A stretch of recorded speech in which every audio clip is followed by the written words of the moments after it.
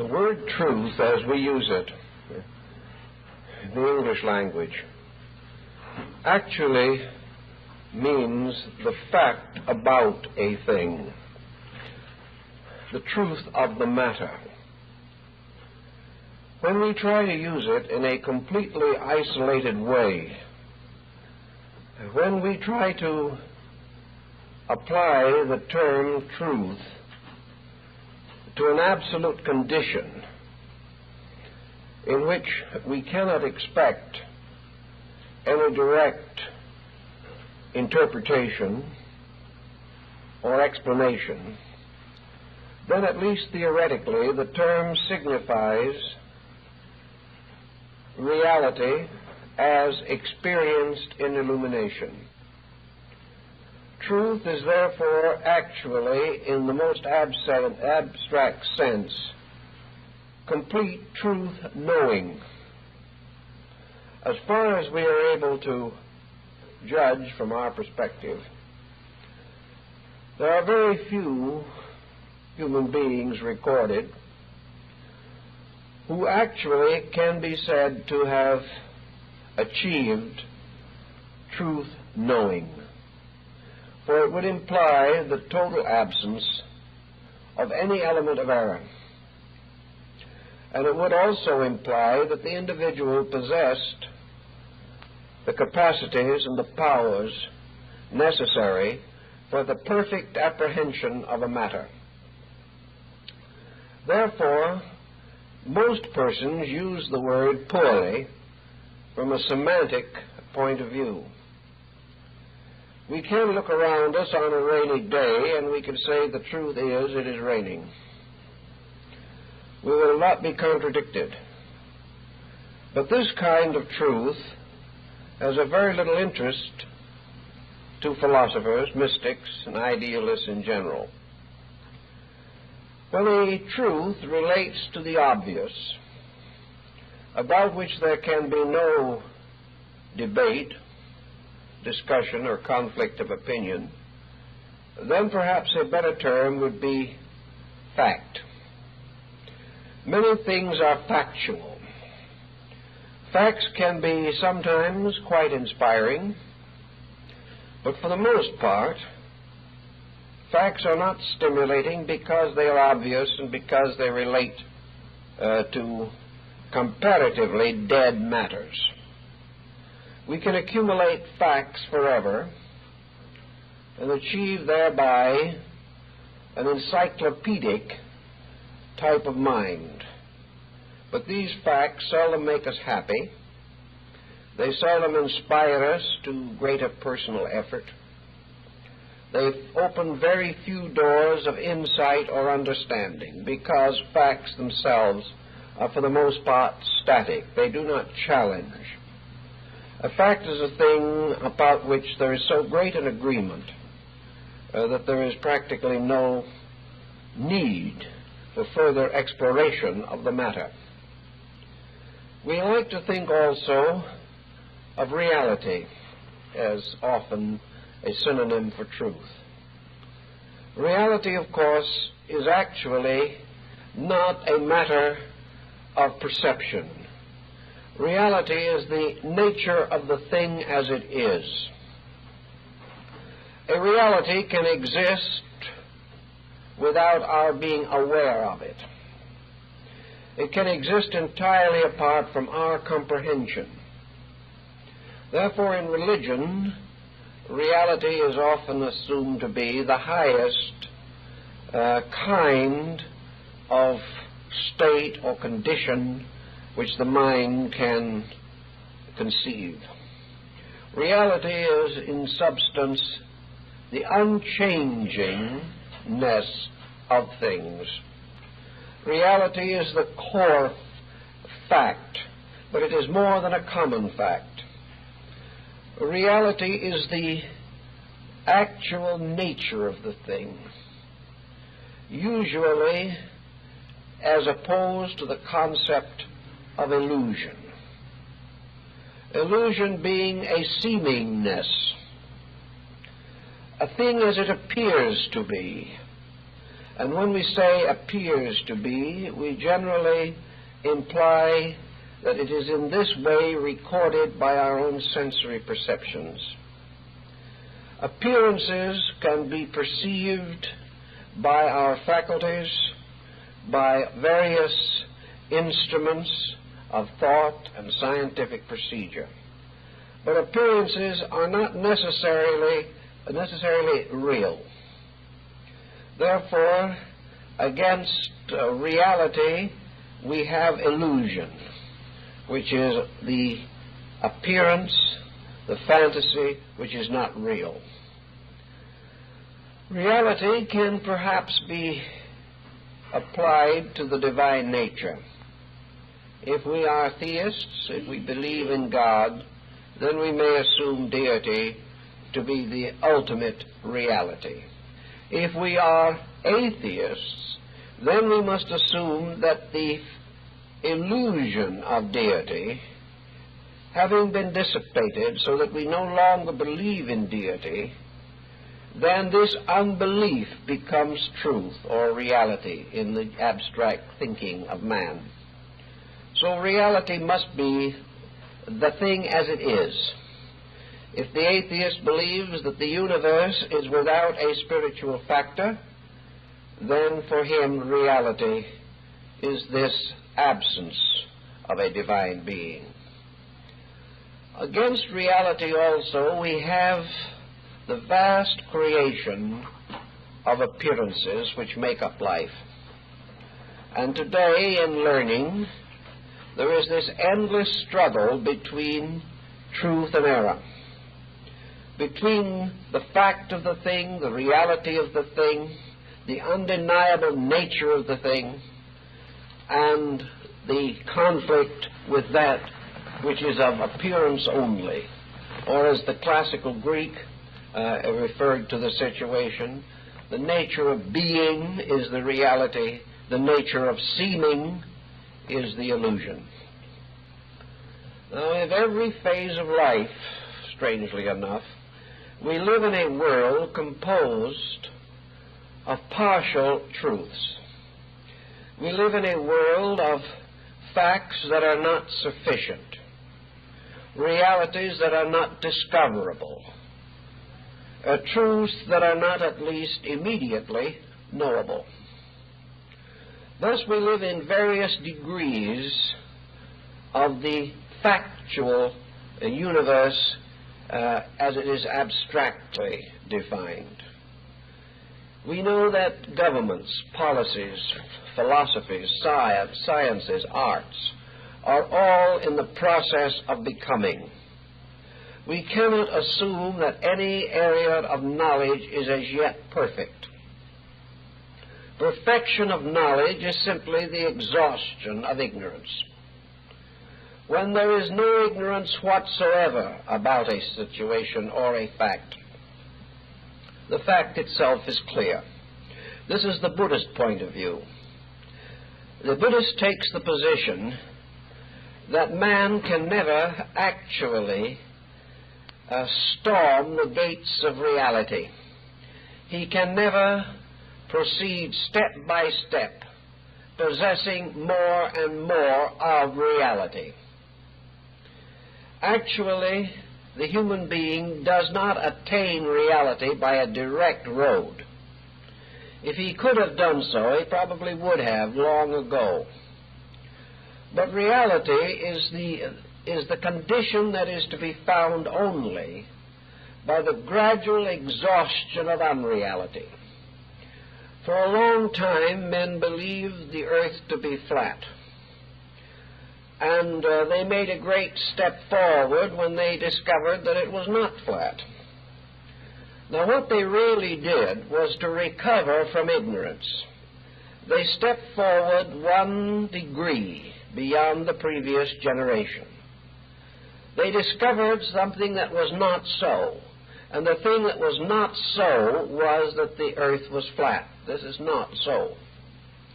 So by gradually recovering from ignorance, they achieve the state of knowledge. The reason this is difficult is because ignorance is itself a kind of knowing. It is a knowing of that which is not so, but it is still a kind of knowing. And no one is more certain than the person who is tied tightly into one of these patterns of wrong knowing. The enlargement of knowledge must always result from the acceptance of the fact that we are wrong. And this is where the complication becomes very difficult. We must outgrow error. To outgrow it, we must recognize it and depart from it. And because our lives are tightly involved in little patterns which contain large elements of error, we are constantly challenged to depart from traditional, acceptable, long-held, long-believed convictions. And we are inclined to be reluctant. A reactionary is therefore actually a person who clings to a previous standard of knowing. And a progressive is one who perhaps tries to go forward, but of course may likewise be wrong. The reactionary is wrong because he affirms one attitude. The progressive can be wrong because he may live only to deny the reactionary attitude and not have any closer perception of the reality. It follows from our common and general experience, therefore, that we live in a world in which what we call truth and error are bound together in a most complex way. For us, in this sense of the word, truth can only mean the reality of the thing, and ignorance the lack of the knowledge of this reality. Actually, no ignorance is absolute. And as far as we are concerned, no knowledge is absolute. Consequently, every pattern of research that we carry on has in it a certain amount of truth and a certain amount of untruth. Very often the chemistry and the combinations are so complicated that we are unable to disentangle them. Thus we continue to cling to errors, even supporting them by the partial truths which we have already achieved. The individual who follows this pattern naturally has certain difficulties in his life. He arrives at conclusions with the aid of faculties that are partly right and partly wrong. If he is right in something, he likes to think he is right in everything. And when he is confronted with one of these problems, if the issues are somewhat abstract and his error is not immediately obvious to him, he is still inclined to cling to the error and assume that other people are wrong. Thus, the mind itself, being immature and undeveloped, has neither the courage nor the insight to correct itself, and will plod on down through the centuries, trying to move forward heroically and at the same time held tightly in errors by our imperfect faculties. The ancients also held it to be true that many errors are sustained because they are convenient. The individual finds that truth is frequently opposed to his own personal likes and dislikes. Whatever the natural fact of the matter may be, is not always what the individual hopes it will be, wishes it to be, or requires it to be. Thus there is a war on, almost constantly, between the immature faculties of man and their pronouncements, and the larger realities of the patterns of existence and their requirements. The person is therefore unadjusted. Unadjusted means that he is not living by the same code as the world in which he exists. He is not intentionally disobedient. He simply lacks the insight which permits cheerful and immediate obedience. What are the causes for the continuation of error in the world? The causes are, first of all, ignorance. For where ignorance exists, error is almost inevitable. Then there is a compound kind of ignorance which may be termed stupidity. Stupidity is the individual who, having the capacities to arrive at certain insight, or perhaps having actually recognized realities, refuses to accept them because they are inconvenient. Consequently, stupidity can only exist where the individual is doing less well than he knows. To live below our own level of capacity is stupidity. Both ignorance and stupidity can arise from, or in turn give rise to, selfishness. Selfishness is self-interest. Self-interest is nearly always at variance with universal requirement. The individual, therefore, who is self-centered is depending for his survival, for his insight, for his maturity, upon the weakest of all elements, himself. The wise person is not self-centered. He would like to believe that he is truth-centered. And he probably realizes that in a conflict between himself and truth, he can only advance if self loses and truth wins. But in many instances, the individual does not wish to face a decision that is so formidable.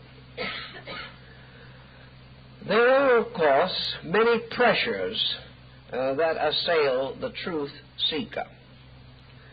He very often does not have the courage or the discrimination to pursue his search with the constant and irresistible determination that can lead to ultimate victory.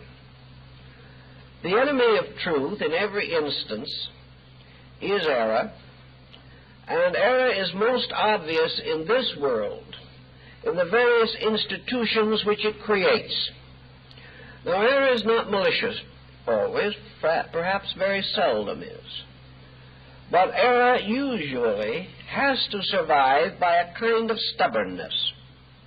The person who is wrong almost immediately brings himself into an unhappy relationship with reality. The wrong person, or the person who is wrong, begins to suffer. Things go badly. The various structures that he builds do not operate correctly.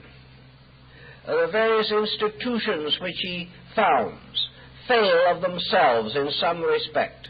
His business goes bankrupt because of the error in his own understanding or insight.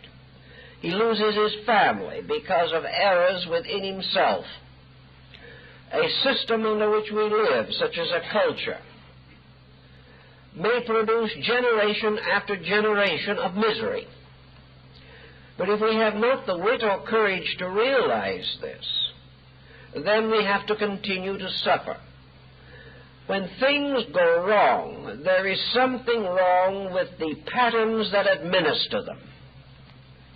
An individual cannot be right all his life and be miserable all his life. A civilization cannot fall as the Roman Empire did because it is right. Something has to be wrong. Now, in life, every time we make a mistake, we are jogged, but nearly always we neglect the warnings.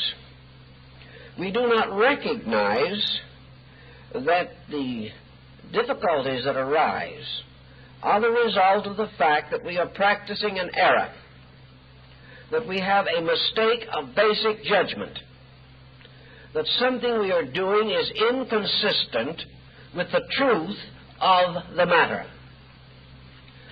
Now, one thing that the Greeks discovered after a certain period of mentation, they gradually developed their philosophy, is that everything that exists has an archetypal pattern.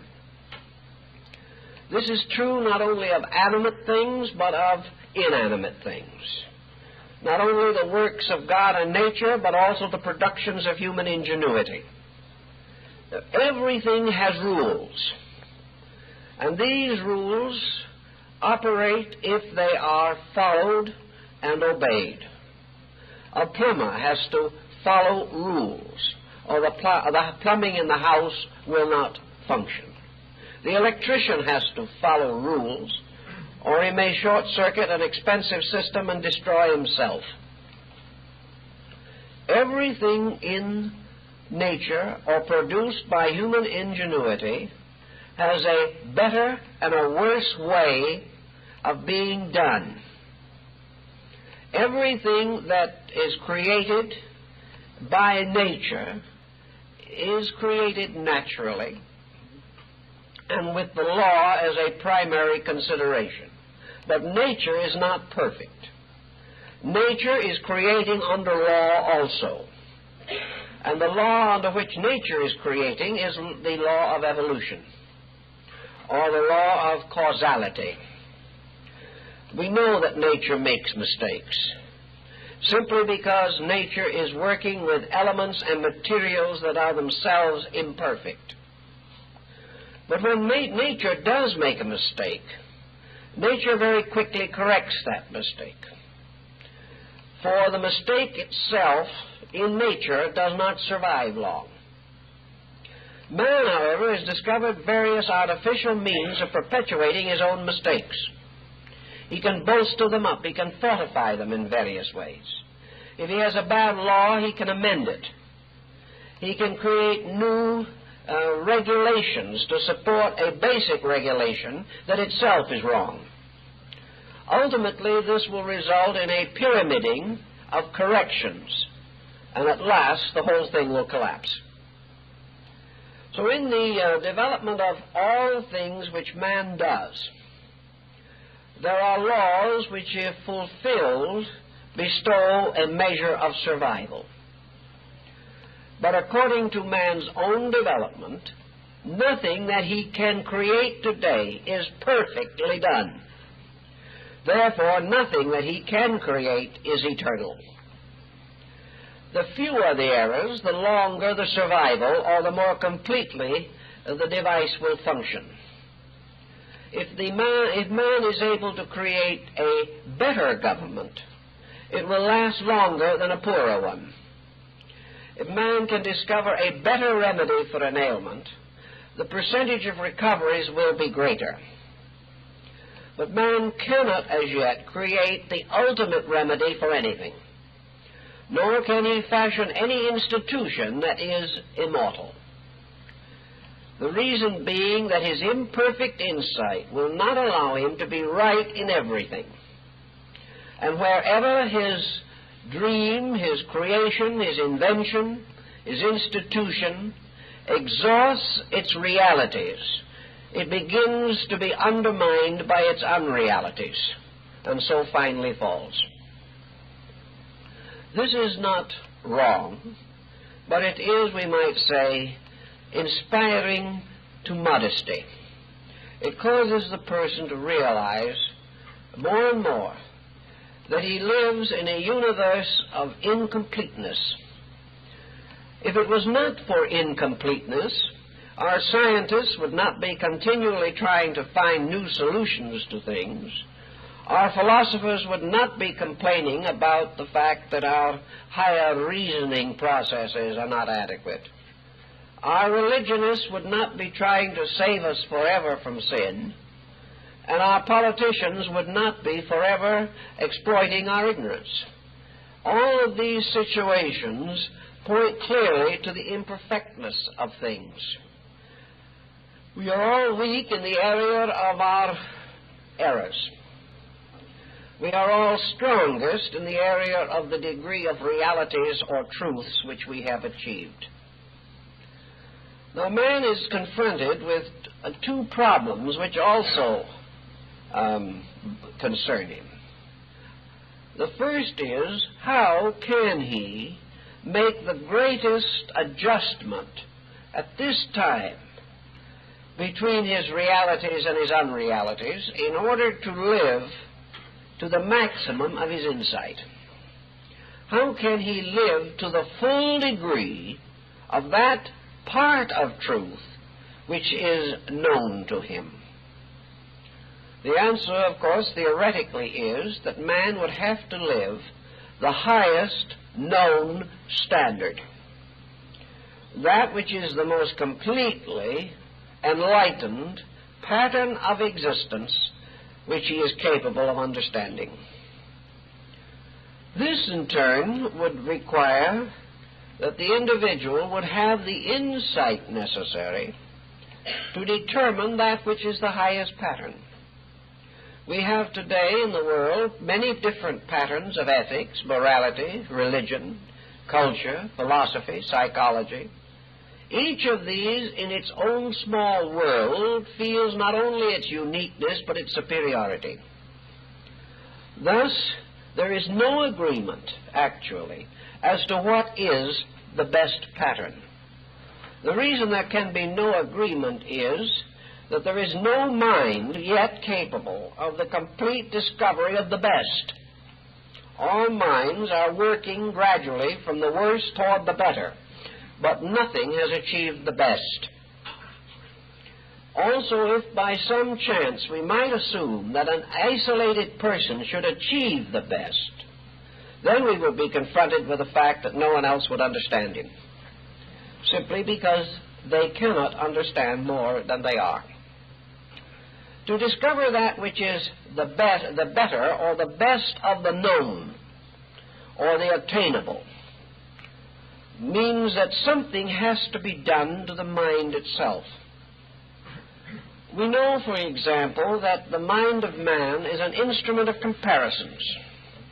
Some of the older scholars believe that the human brain was divided into two lobes in order that on the two sides the various powers of the mind might be heralded or arranged in battle array to fight with each other. In other words, the armies of thought were drawn up facing each other as upon an ancient battlefield, and the mind fought it out in terms of the balanced competitiveness of the halves of the brain. We're not quite sure that this is so, but it still remains that the process takes place, whether it has anything to do with brain structure or not. In man, there is a continual warfare on the basis of his own competitive estimations of things. He thinks in terms of polarities. He thinks very largely in terms of Aristotle.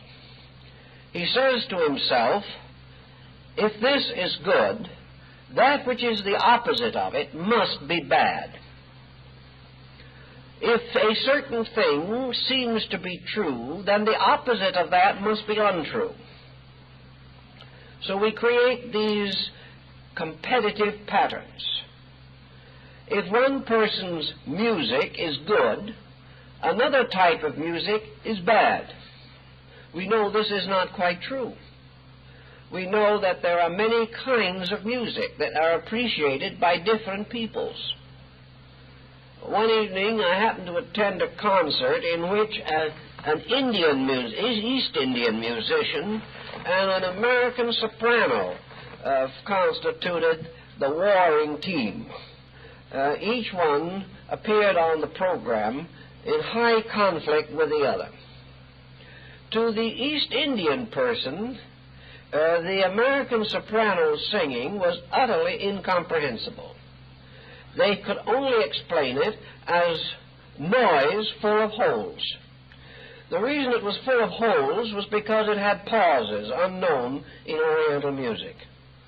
The Oriental finds some way of breathing without stopping his tune, either by means of his background instrumentation or something. There are no pauses such as we know. To the Western soprano, the Eastern music was equally incomprehensible. The quarter tones and the eighth tones had no correspondences in our system, and there was actually no understanding likely to create appreciation. Each was functioning from the concept that their own was good, and that the opposite simply could not be good. We do the same in philosophy. We do the same in every branch of learning.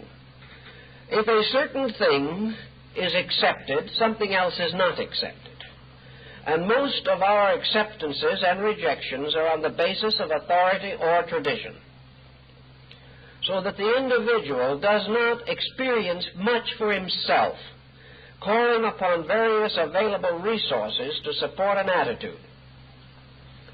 He tries, perhaps, to be honest, but he cannot be honest about something in which his knowledge is inadequate. He simply has no appreciation, therefore no inclination to weigh honestly that which he does not appreciate. This means that all through the world and all through life, the person is combating that which is not his own with the courage and strength of his own acceptances. What we call truth and error, therefore, can often be merely acceptances and rejections. Acceptances based on similitude and rejections based upon dissimilar conditions or dissimilitudes, things that are different. This means that the person who is trying to find out the values of a thing has to gradually arrive at a non-Aristotelian point of view. He cannot assume that his own point of view has to be right. He cannot assume that his own acceptances have to be the standard of right. He cannot continue to divide the world, creation, existence, into two structures, himself and everything else. He cannot divide it into two patterns of acceptances and rejections. He has to take the ground that acceptances are familiar, but that no individual has the right to a rejection unless he has insight into the realities involved. And the more we become aware of the realities, the less certain we are, and the less dogmatic we become in matters of rejections. We become more tolerant, more understanding, more appreciative as insight enlarges. The Eastern system of thinking points out that the only way in which you can get away from polarity is to reestablish a unity, the Pythagorean monad, or the one, and do as Pythagoras did. Consider the one the symbol of truth and the two the symbol of error, inasmuch as the one is indivisible and the two is divisible. Whenever the Pythagoreans referred to the number 2, they spat on the ground to cleanse their mouths of the word, because to them all duality was error. Yet we live by duality. We go shopping by duality. We try to choose among 50 different detergents which one is the inevitably best. We have a hard time because every manufacturer is advertising his product as the best. And the Pythagorean would explain to us very clearly that the truth of the matter probably lies in the fact that half of the detergents, which each one is better than the other, half of them are manufactured by the same company. So that you have beneath these differences the fact that essentially they are identical. And nearly all of the differences are imaginary. Yet persons can become addicted to these imaginary differences and swear for the rest of their lives that one product is infinitely superior to the others. Also, persons living in different areas may find the hardness of water a reason why one detergent might be more successful for them than another. But essentially, all serve the same purpose. And the competition is artificial. All division, all comparison, all competition in nature is artificial. It may not be among man-made products always, but in nature it is. Because in nature, the realities are never in competition to each other. They are always complementary. So the Pythagoreans and the Hindus both pointed out the importance of creating a unity and making this unity primary and allowing diversity to arise in this unity, but never permitting the unity to be divided. The human mind, working with truth and error, tried, of course, to tie it to a principle of good and a principle of bad. And we had theological speculation, in which God and the devil were locked forever in the struggle for the human soul. This attitude is essentially fruitless. It contributes nothing to the final enlightenment of man. Actually, the discovery of the reality of the thing ends all concern about its truth or its error, or its reality or its illusion. Illusion is simply a misunderstanding of a thing. It is an appearance which in some way has been misinterpreted because the individual does not have the skill or the wisdom or the insight to interpret it correctly. The Buddhists are not certain, however, that the tendency to illusion is essentially natural. They think that the tendency to misinterpret is founded upon some perversity in man's own character.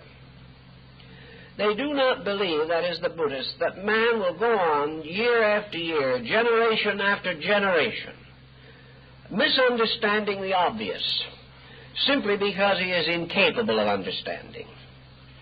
They are convinced that man misunderstands because of a machinery which he has set up in himself. That in a sense his misunderstandings are intentional, although he does not realize it.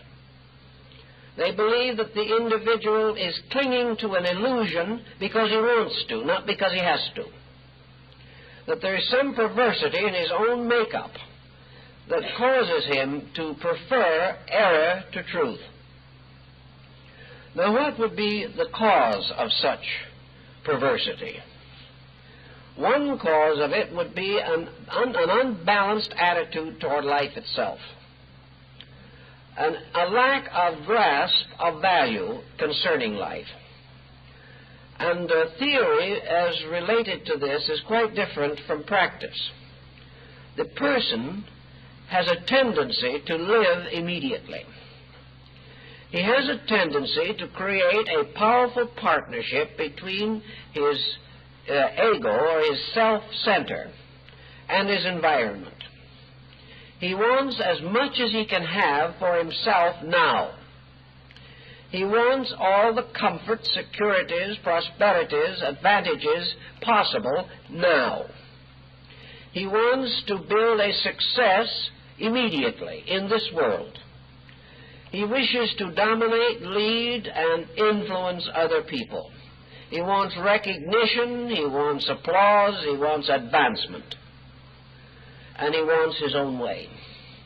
All these put together would be quite inconceivable if the individual, honestly examining the universe, realized that this was not the purpose for his own existence.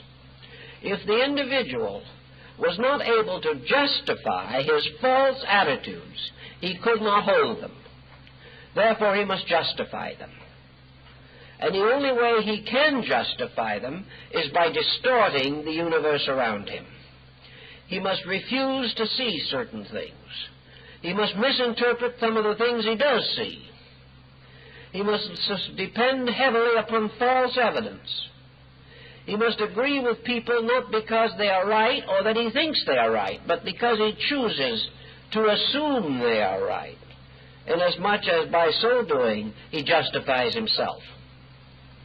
Thus, in Buddhism, the problem of error or illusion rises from the person's own subjective desire to do as he pleases, and to sacrifice always reality for the sake of expediency.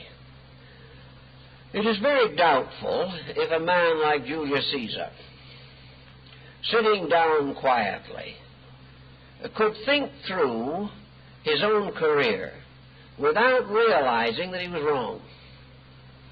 He could not have gradually moved his own career to the crisis in which he died at the foot of Pompey's statue, with the dagger of his best friend in his heart. Caesar could not have experienced this tragedy had he honestly used his mind. Julius Caesar was no fool.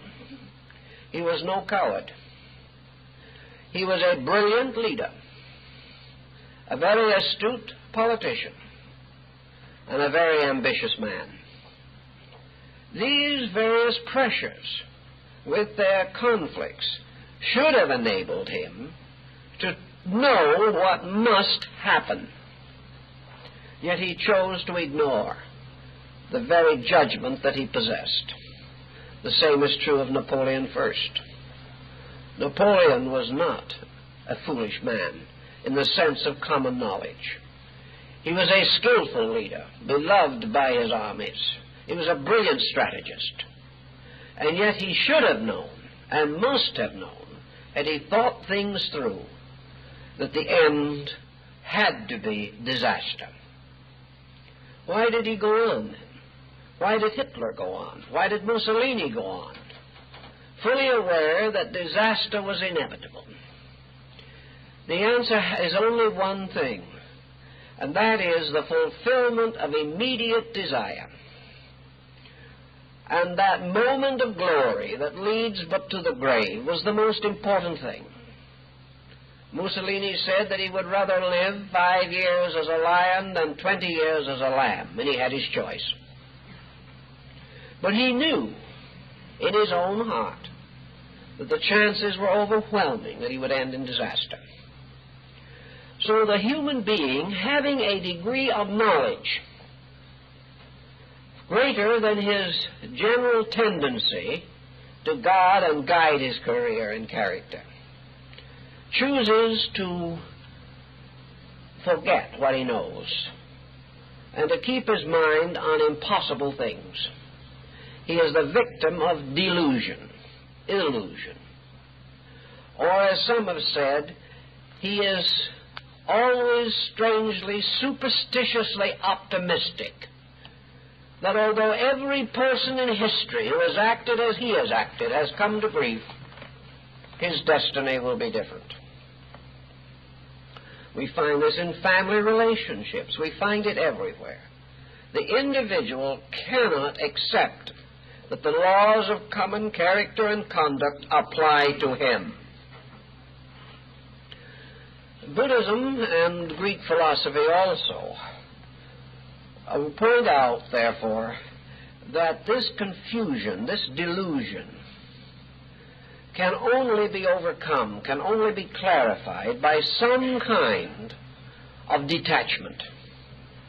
As long as the person is an absolute slave to his own ambitions, his own self-will, and the satisfaction of his own appetites, he will always come to disaster because he will break the rules.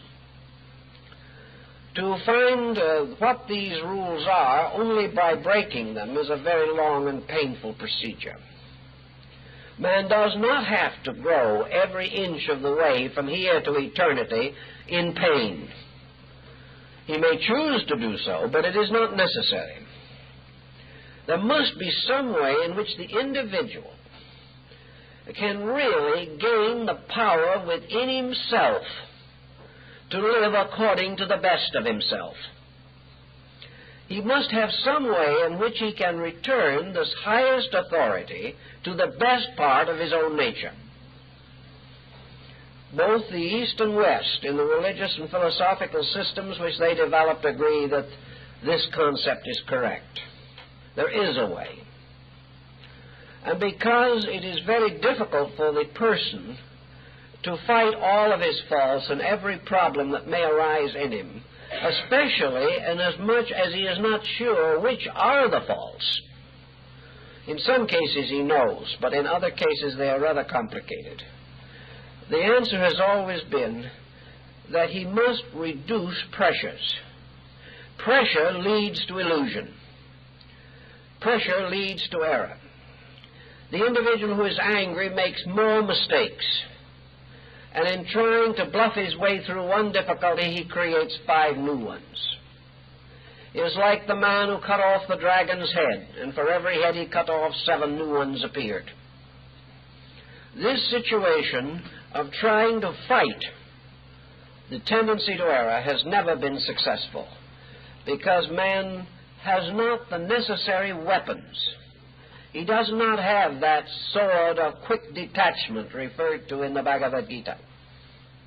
He simply has another dull weapon with which to defend himself against his own errors. So in these different systems of thinking, the only answer seemed to be to reduce as far as possible those aspects of life which have to depend upon error for their attractiveness or their continuance. The person who is not overly pressured by false values has a chance of discovering true values. The moment he stops making mistakes, the processes of life begin to be more obvious to him, the real processes. When he stops making mistakes, he begins to get over being ignorant. And when his ignorance is all exhausted and gone, then his wisdom remains. For the struggle is against the immediate errors of the personality and the deep subjective realities which lie within consciousness itself. So in the Eastern philosophy, particularly in the old Hindu and Vedic rites, the individual offered up his entire personal life to the service of the infinite, reserving nothing for himself, and permitting the infinite life to manifest through him according to its own will. Now, today, a person who did a thing of this nature would probably find himself in many difficulties, and would also be ridiculed by other people, because he lives in a time in which false values are supreme, and true values represent very little which are attractive to man. The true person, the thoughtful person, almost inevitably has to retire from human society and live in a monastic or isolated way. But for many individuals, the gradual reduction of pressure results in a continual increase of enlightenment, a slow, balanced change of personal polarization. The real purpose, of course, being to realize that, in a sense, truth and error are at 2 ends of a scale, and the point of equilibrium is the reality. That the real thing is always in balance, whereas the unreal things are always opposed to each other. Polarity itself, while a manifestation of existence, is not as high a manifestation as the fact or reality of unity. Unity is oneness, and all things in truth and essence and substance must be considered as one. To be one in yourself, you have only 2 ways possible. One is to gather up all of your parts and make a unit out of them. And the other is to relax away from the power of parts until the basic unity reveals itself. In meditative disciplines, therefore, the mystic simply relaxes the disunity of his objective nature. He simply allows his ambitions, his attitudes, his desires, his feelings, his antagonisms to go to sleep. And in the sleeping of the divided parts, he experiences the basic unity that remains. But what is then this basic unity? What is this reality which in some way must bind up the wounds caused by the conflicts of polarities? nearly the only answer that the wise have ever been able to give for this is that this quietude is peace, that it is something in which man becomes aware of the possibility of a non-polarized existence. He discovers that as long as he holds his attitudes in suspension, he is no longer torn by them. He is no longer fragmented by these different pressures of his own nature. He also discovers that part of the answer is the intrinsic wisdom in him. In some way, we have a feeling that if the world was governed by the right people, it would be a peaceful, happy world. That if there was enough wisdom, enough understanding, enough love, enough insight in leaders, they could win and hold the devotion of their peoples, and that these various party conflicts are not ultimately necessary in government. In the same way, if some part of man, deep within himself, could be given authority over the rest, there would no longer be conflicts of thoughts and emotions. There would no longer be pressures for and against realities. There would no longer be a terrible tugging toward illusion. The individual would not want to sell his birthright for the bowl of pottage. He would not want these things if his own leadership was real. So the Easterner took the attitude of trying to find the part of self that was big enough to bind all the other parts together, to unite them. In uniting them, perhaps merely enlightening them, on the ground that the enlightened part will cooperate. The benighted part will compete.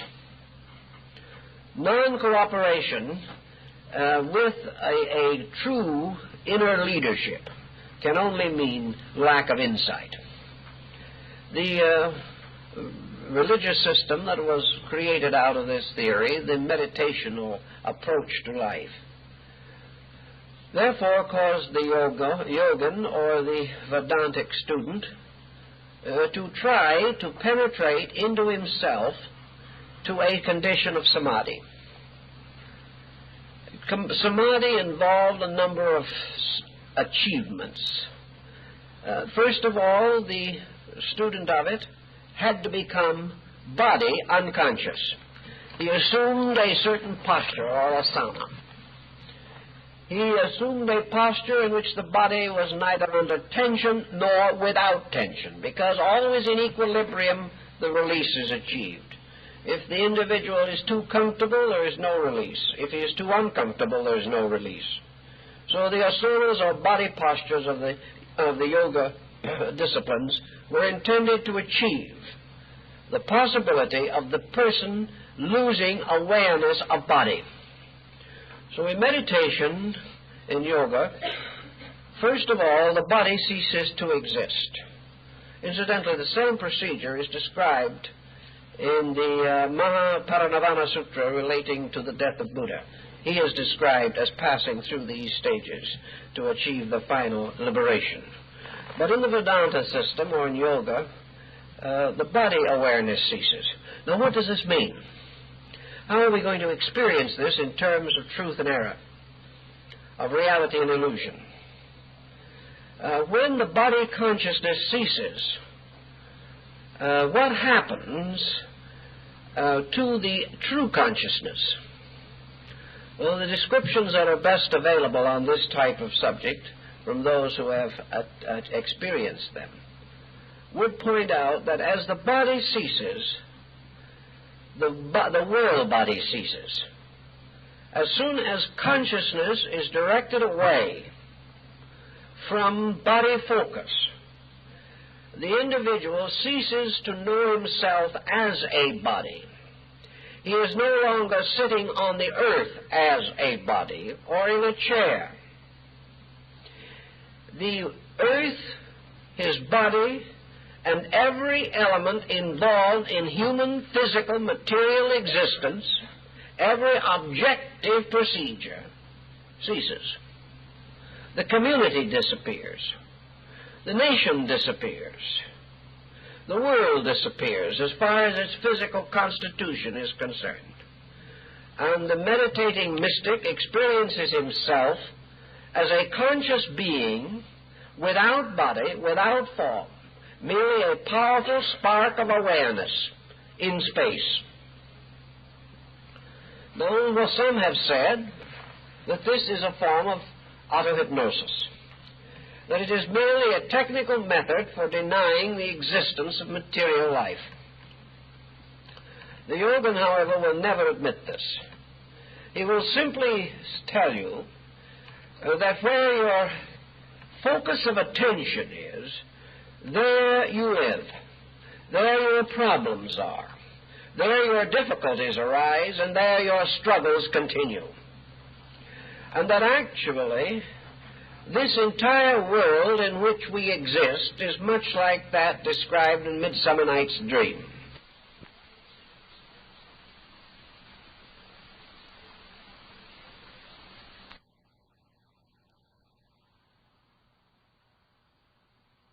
Which to the ignorant are the greatest reality.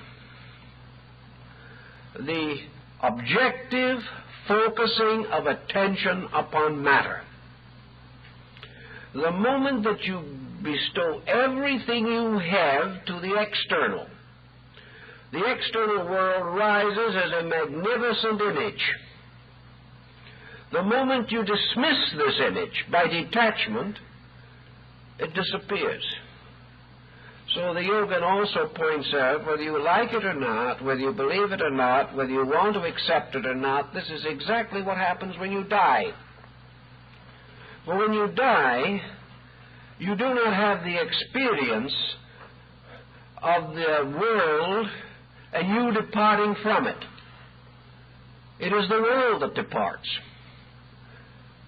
Suddenly, this whole mysterious pageantry simply evaporates, and you are exactly the same, and you're watching a world disappear. The reason being your own center of consciousness has shifted, and where it has shifted, a new world appears. Where it is removed, the old world disappears. For all these things are nothing but emphases. It is quite conceivable, in fact, some of our university professors today are quite certain it is true, that if man could shift consciousness about through a series of tuning ins and tuning outs, he might discover 100 different civilizations right here at the same time. That this very space around us is filled with other kinds of life, just as real as our own, but not existing to us because we do not tune it in. So that tuning in makes it real. Tuning out causes it to disappear. But anything that can be tuned in or tuned out is not inevitably true. It cannot be completely so. It is a relative thing. And in this relationship of tuning in and tuning out, the only reality conceivable is the radiant spark that does it. This spark, then, knows itself to continue in the midst of everything else that is changing. So a little later, the Vedantist, or the yogin, having disintegrated, so to say, the material world, so far as he is concerned, he'll come back to it in due course. But for the moment, he is a spark in space. A spark, perhaps, that is tremendously thrilled. This new experience suddenly causes almost an ecstasy within the self.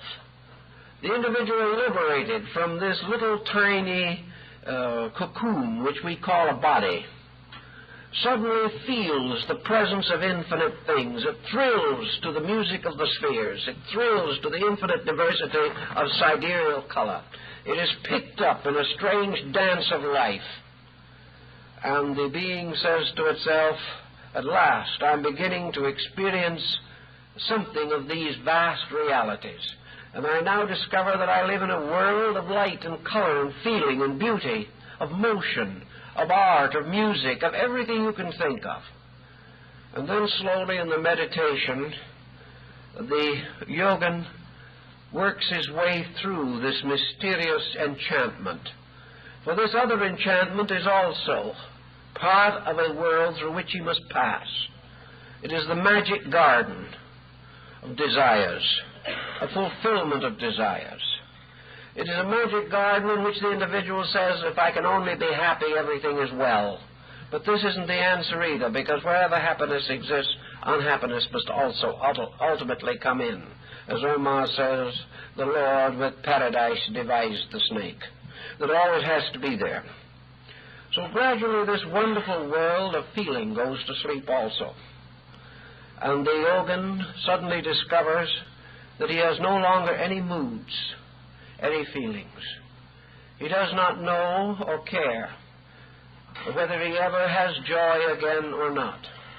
His emotions go to sleep in some kind of a strange rational certainty. He begins to experience this pure mentation, the mentation of everything being sufficient because it is so, because it is true, because it is real. The mentation which experiences all things in terms of logic and of pure reason, a reason far above anything that we know in this world, a reason which seems to reach out for the first time to the total understanding of existence. And this little spark is still there. This little spark that is going to understand all things and experiences more and more within itself the strange unfoldment of an infinite wisdom, a wisdom that gives comprehension of all things. And still the yogin is fighting his way. He thinks, some might think he has arrived, but he knows he has not.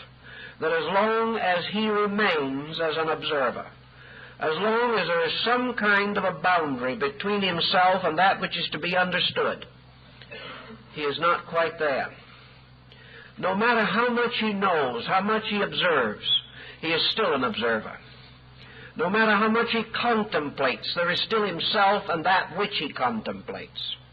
There is still this mysterious interval of total experience which he has not passed. So finally in samadhi, the yogin voluntarily relinquishes the self that is the seeker.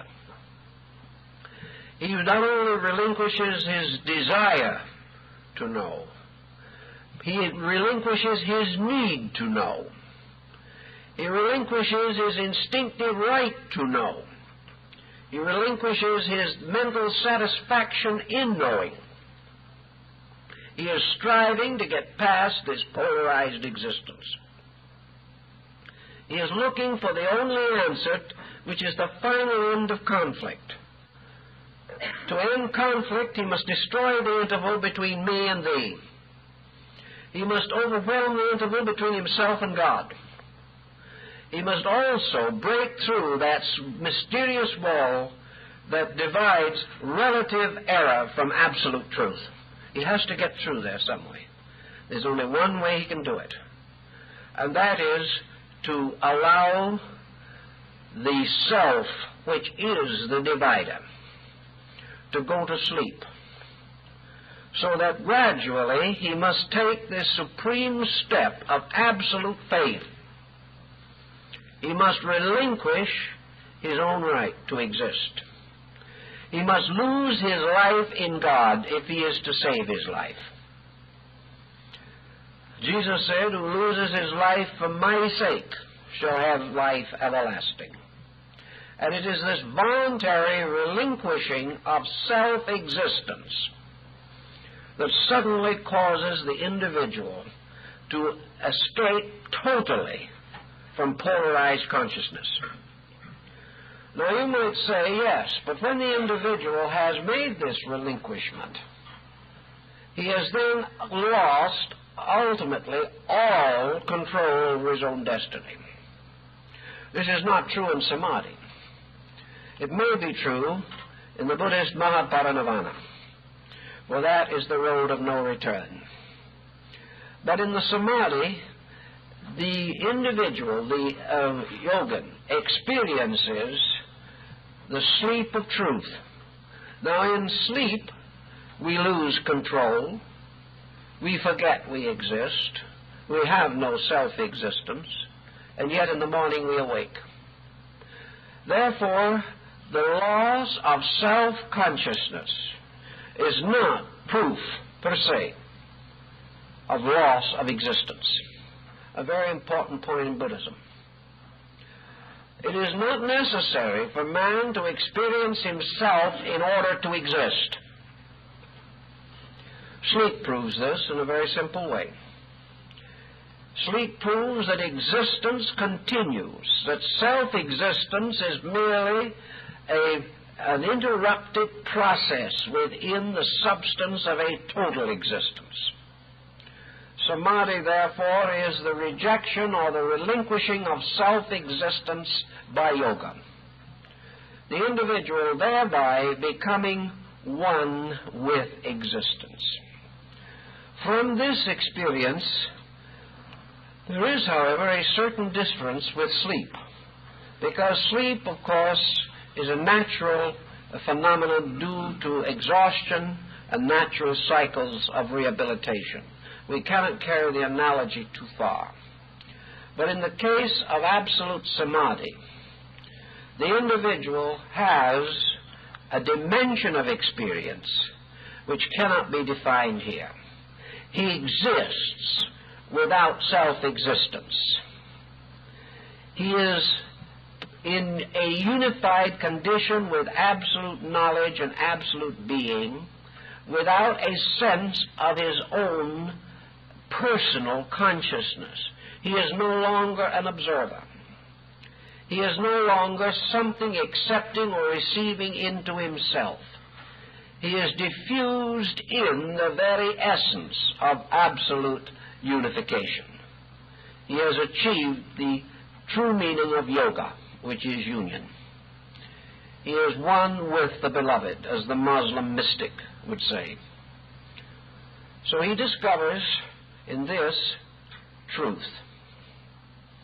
He discovers, as the old school of Cairo, the great Egyptian Muslim mystic school, realized, that beyond all knowing is the mysterious and dramatic truth that all knowing is a kind of genteel lunacy.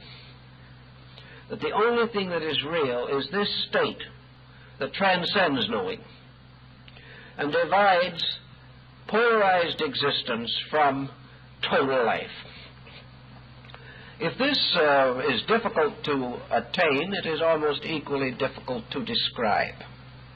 Those who have attempted to describe it have simply fallen back upon the concept of a great infinite peace, an ocean of serenity, an end of all doubt and all fear and all emergency, a timelessness, a rest full of action, a dynamic suspension of effort, a Zen type of thing.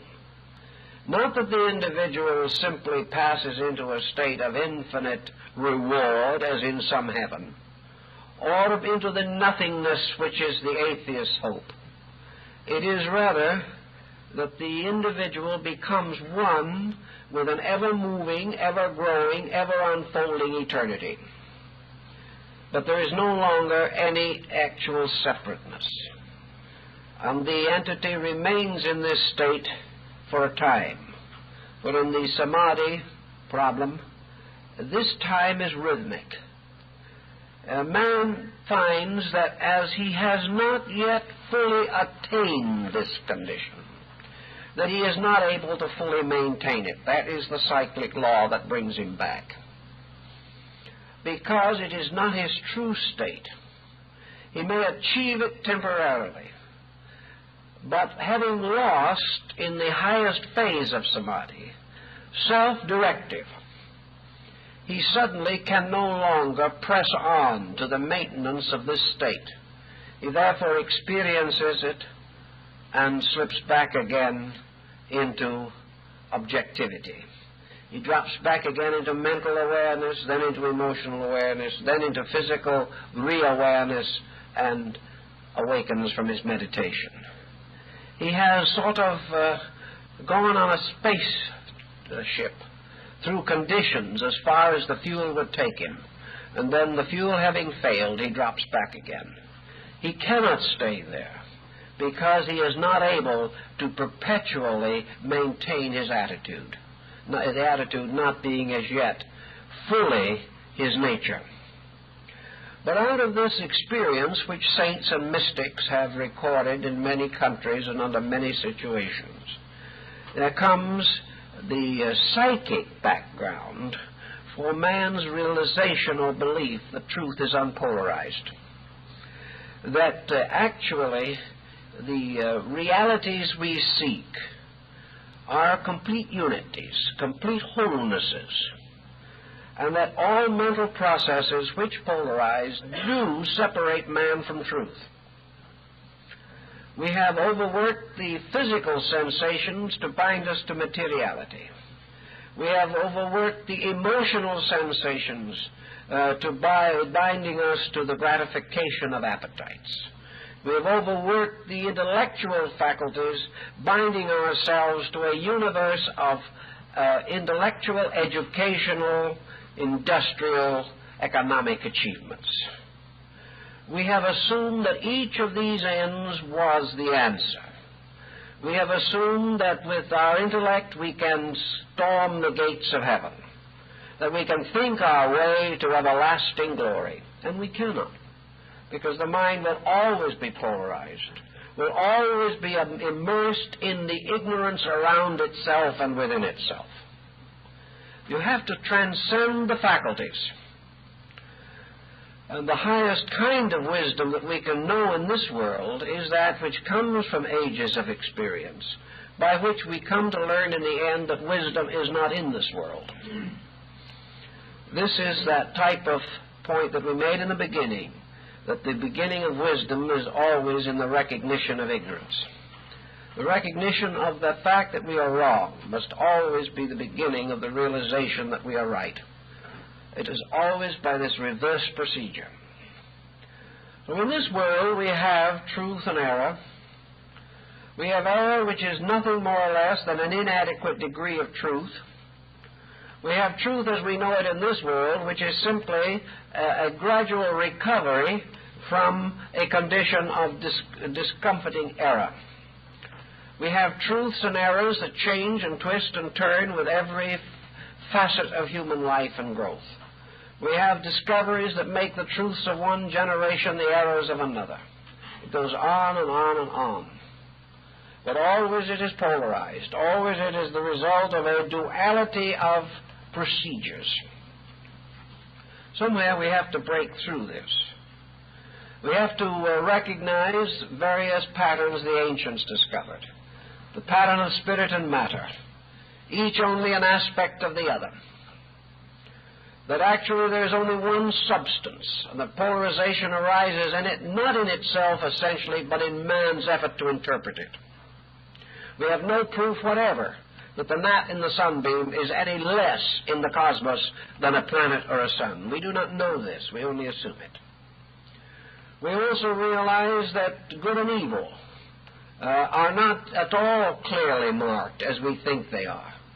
That good may be the least degree of evil, evil the least degree of good. We never have any realization of how these policies operate. But we are convinced that the so-called opposites are by degrees, that the Gnostics were correct in their theory of emanationism, in which superior forces moving downward in emanating arcs, meeting inferior forces ascending in emanating arcs, created constant compounds of reality and illusion. And that in these various compounds, one band emerges from man and the other radiates from heaven. Man is ever in some kind of an adjustment, therefore, between himself and that which is superior to himself. So if you want to try to make some kind of a little practical program out of this and get it out of the sky entirely and down into your own particular problems, you may ask yourself, what is the truth about some of the common things with which you are constantly working? What is the truth, for example, in the relationships between yourselves and other people? A very common problem. You may say, I have a son. He's my boy. I'm mighty proud of him. The first problem is he your boy? From a physical standpoint, yes. And according to physical laws, he is your son. But the moment you press this so-called truth too far, it leads to a dangerous error. The moment you think of a person as your son, it is very difficult not to take an authoritarian attitude toward that person. If it's yours, it is your right to use as you please. If it's yours, you have the right to control it, the right to create its destiny for it. If it's yours, you have the right to say what profession it will follow, what art or craft it will follow, who it will marry, where it will live, what it will do with its money. These are all your rights if it is yours. But the moment you begin to live with this, you realize you don't have those rights. If you force those rights, you will destroy your son. You will change him into something that neither you nor anyone else could be proud of. But after that boy is yours for a while, you discover that a selfness is arising in that son. That ultimately this son is going to belong to himself and not to you. So the truth that you started with, that it was your boy, slowly changes. And you have to face the ultimate fact that the boy belongs to himself. What is your relation to this boy, then? According to body, you help to create that body. According to the person in the body, you are not the father of that person. That person belongs to itself, just as you belong to yourself, and as your father belonged to himself.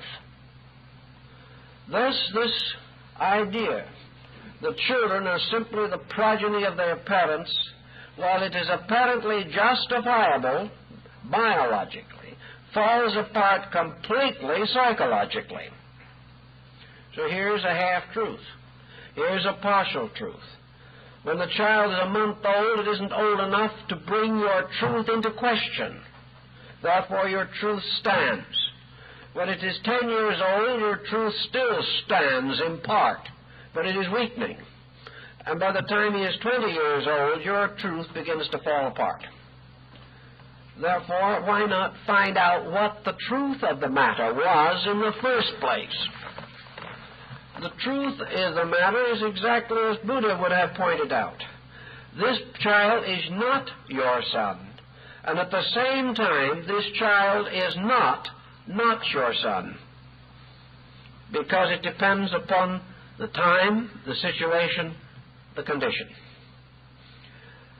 Under certain situations, at certain times, it is your son. If this boy is injured, even though he may be a man of 40 years old, your sorrow, your consolation, your help goes out to him.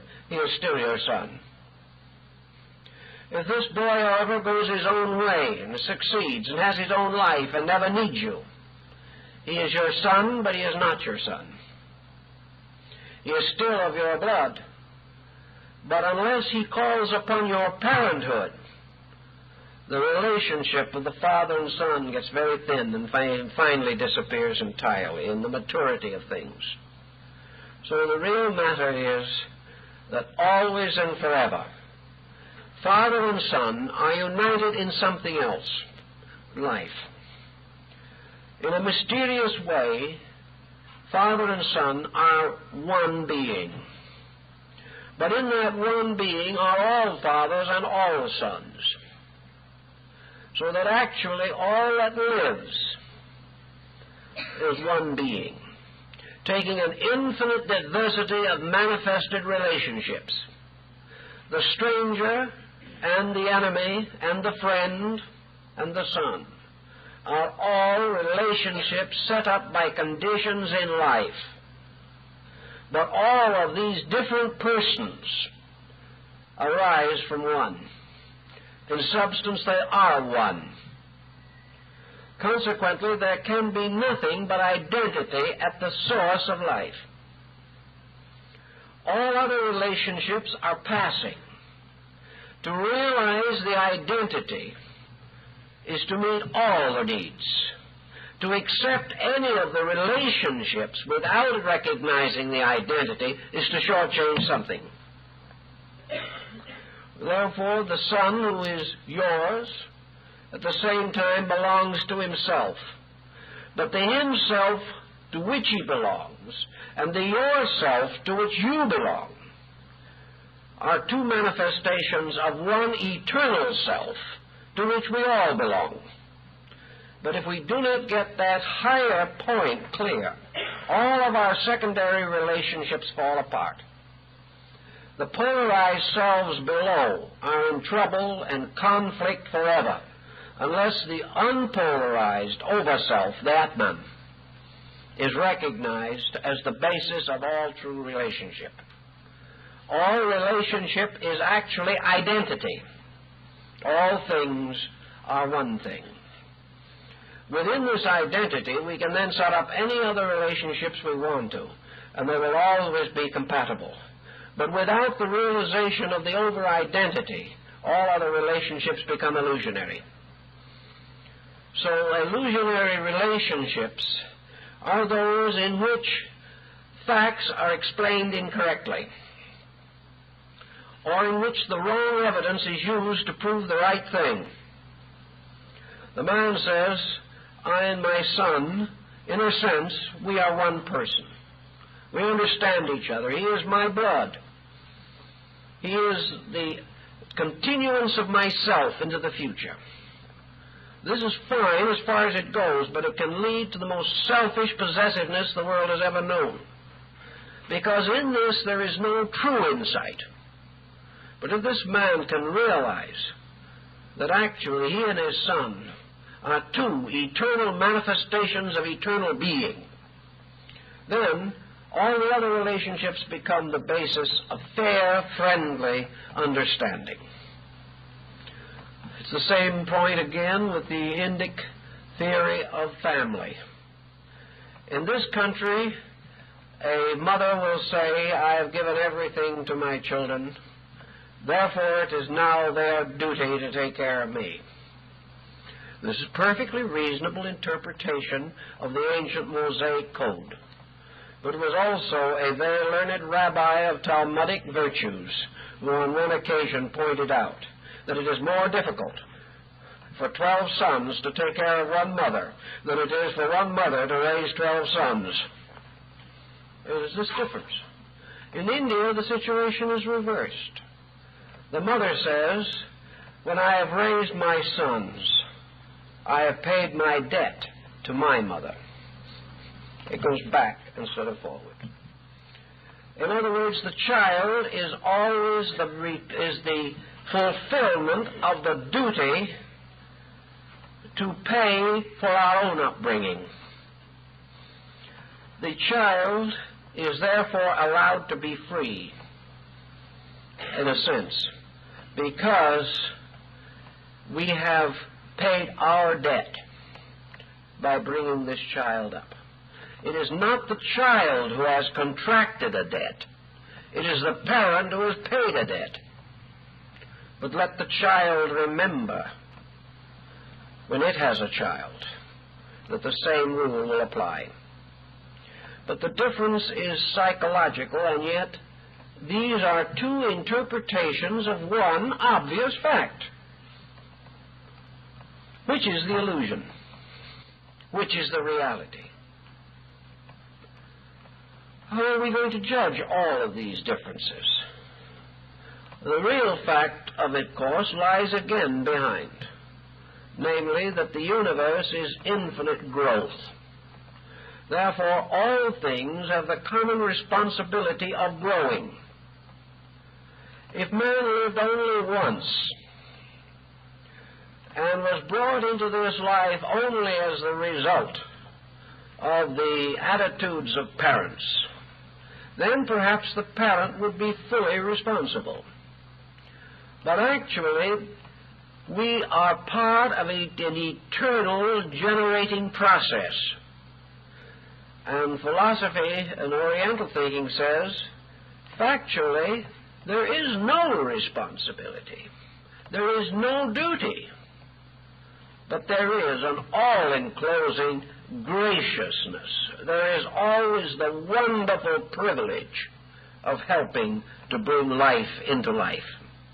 These things are not duties. They are the gracious ways in which we share together. Those who brought us into the world, those we bring into the world. It is a wonderful comradeship of purposes. Nobody owns anybody. Nobody needs to. There is only one owner, and that is the master of the show, that which is behind it all, the eternal power. And all things that grow, generate, build, are merely manifesting this divine power. It is the gracious possibility of life, therefore, to fulfill the natural laws of its Creator. Not because it has to, although maybe it does, but not because it has to feel that it has to. Rather than that it should feel that through fulfillment it worships. Through the doing of gracious and beautiful things, it glorifies the graciousness and beauty which sustains existence. These patterns, therefore, pull together, always hunting for unity, always seeking for the basic principle that is so big that it takes all the conflict out of secondary principles and enables us to restore them to their proper honor. Now, we may not be correct entirely in all of our unities. We are not absolutely sure of some of these things. But one thing we are relatively certain, namely that we are advancing in the right direction when we remove destructive polarities. Whenever we find a source of understanding, we have grown. Whenever we create a source of misunderstanding, we have retrograded. Whenever, as the result of our decision, we have a better world, we are moving in the right direction. We may not be at the final decision. Perhaps there are understandings far beyond us. But that which overcomes dualities by putting a sovereign unity above them, this is the next step toward knowing, toward the fulfillment of knowing. This is better than what we knew before. This was better than the previous standard by which we lived. We also have the power to know that truth, whatever truth degree we possess, helps something. Truth will never cause things to become worse. Truths may discomfort us, but it will only be our selfishness that is discomforted. Wherever a truth is practiced, there is a certain strength resulting from it, a security, a betterment for all value. Wherever an illusion is practiced, something must go wrong. There is a loss of ground. There is a rise of differences. But wherever an error comes into existence, there is a loss of insight. Wherever we make a mistake, a prejudice raises its head. Wherever we use the best virtue that we possess, a freedom is achieved from prejudice or deceit or conceit or whatever may be the difficult factor. By watching this alone, we can gradually guide our way in the direction of greater realizations. Always they produce a better fruit. Always they lead to a happier ending. Now, in the world today, we have tremendous conflicts, more than ever before in history. And many persons have got to work out these conflicts some way within themselves, or be torn to pieces by their own tensions and stress. Tension is simply conflict. Tension is polarized energy fighting with itself. Pressure is reality and unreality locked in some kind of a situation in which actually reality is simply present and unreality is fighting this presence. Reality never fights anything, but unreality is always fighting. Reality does not need to fight. Truth can never be assailed successfully. Therefore, it never need to be defended. It may need only to be achieved, to be accomplished as an experience within life. Everywhere these tensions arise, it's because the individual is living better in one area and worse in another. He sees a certain amount which leads him on to a higher way of life. He is trying desperately, however, to overlook some kind of a quality of character that is good in order that he may accommodate some character of quality that is not good. So the individual who knows in his own heart and soul that he should be temperate drinks too much. Not because he does not know better, but because he lacks the courage to do that which he knows. He is finding constant excuses to perpetuate his error. Another individual knows in his heart that his religion calls for peaceful understanding of other people. Yet he cannot achieve this. He is constantly, subjectively, instinctively combating. These are his polarities, and they are tearing him to pieces. This is the thing that has torn Christendom apart for nearly 20 centuries. Jesus left his admonition to his disciples. If ye love me, love one another. This was the doctrine, but men could not live it. They could not love one another. It demanded something they could not provide. Because if you love another person, you can't cheat him. And cheating is very profitable. If you love people, you must be kind, and people feel like being unkind. So little by little, the great doctrine dropped back to become a conscience mechanism. The doctrine which actually is very near to a great truth, near to a universal reality. Love ye one another.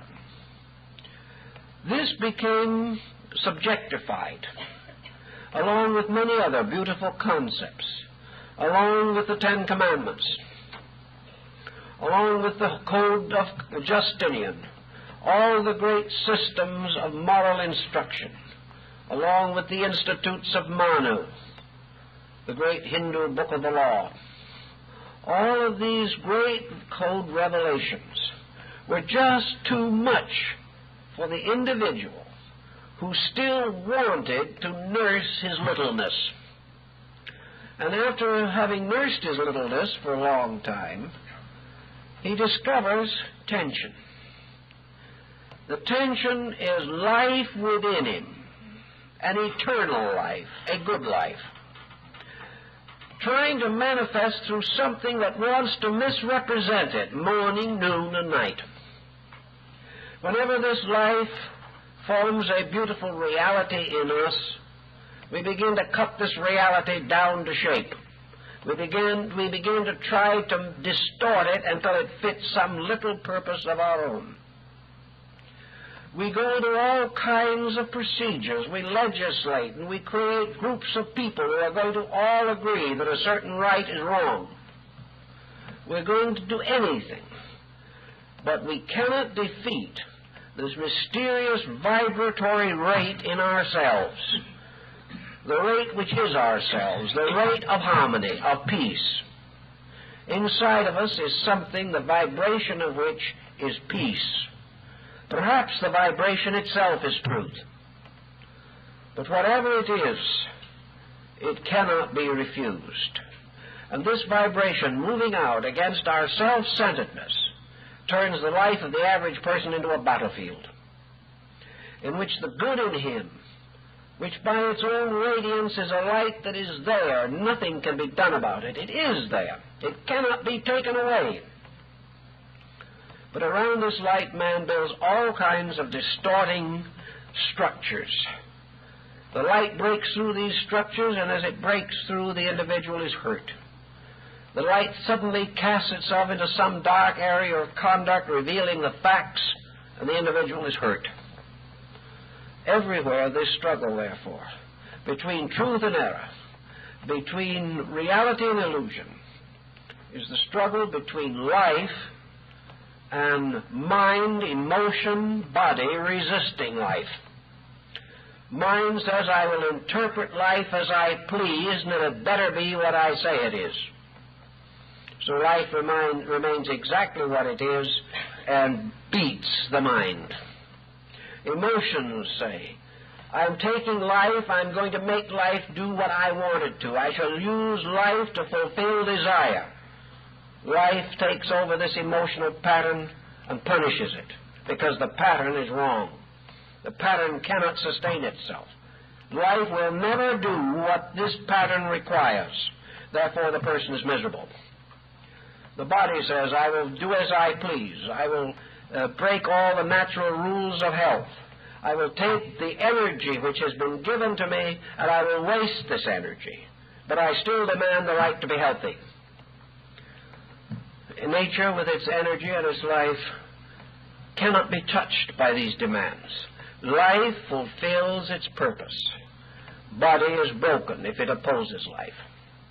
So everywhere, error is the individual breaking faith with life, law, pattern, truth. And this breaking of faith creates a separateness, isolates the person from the universal. Only when the person acknowledges error, returns to the universal, and establishes itself in the eternal nature, can unity be reestablished. God has not departed from man. Man attempted to depart from God, but could not do it. For every part of man is also God. Therefore, man, in his willfulness, tried to establish his own empire in a universal empire. He became a small, discontented minority. He became a kind of universal beatnik, and as a result, he's in trouble. He has to go back to the rules. The polarities he has set up have no existence except within his own confusion, for he has found there are two ways of doing things wrong. These are the polarities, and only one way of doing them right, and that is equilibrium. And he has found that the only way in which he can reconcile himself with the infinite is through the realization or restatement of the experience of unity, in which there is no longer polarized consciousness. This was the burden of Zen. This is the teaching of the Sufis. This was the instinctive realization of the Quakers and the Friends. It has also been the mystical revelation that has guided the saints and sages since the dawn of time. Consequently, we are seeking still to bring all polarized opposites into complete and perfect equilibrium. For the moment we achieve equilibrium, in that moment of absolute balance, reality moves in, takes over, and we are no longer subjected to this endless war between light and darkness. Reality alone is real. Light and darkness are its moods, but they are held within the pattern of its righteousness. Man, not aware of the pattern, struggles to overcome the polarizations without any realization that these polarizations do not need to be overcome as we would do it. They merely need to be realized through. The facts to be seen, and the one or the the nearest thing to the infinite state of being that we can know, must be elevated above becoming. Becoming is all we know, but becoming takes place in being. While becoming is a struggle forever, we suffer. While becoming is recognized as a natural manifestation of being, being itself present in all of its own becoming, then we flow with life, flow with Tao, have a natural and gracious adjustment, and a non-competitive relationship with each other and with the power that created us. Well, I think our time is up for this evening, so we'll try next week.